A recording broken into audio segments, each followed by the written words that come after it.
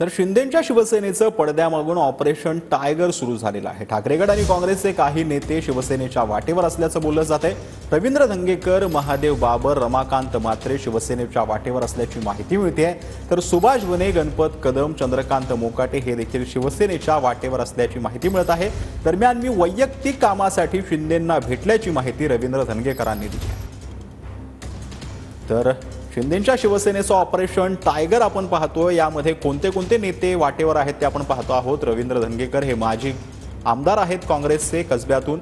तर महादेव बाबर हे माजी आमदार आहेत ठाकरे गटाचे हडपसरवरून।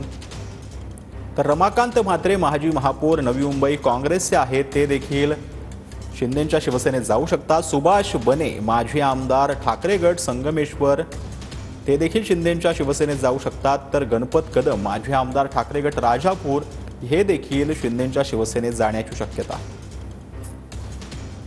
तर चंद्रकांत मोकाटे माजी आमदार ठाकरे गट कोथरूड, हे देखील शिंदेंच्या शिवसेनेत जाण्याची शक्यता जी आहे ती वर्तवली जाते।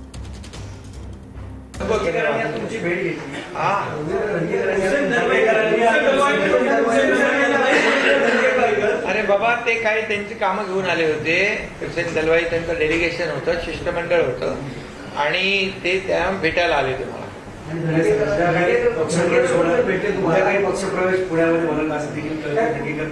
पक्षप्रवेश सुरू आहे, येत आहेत लोक, त्यांचं मी स्वागत करतो।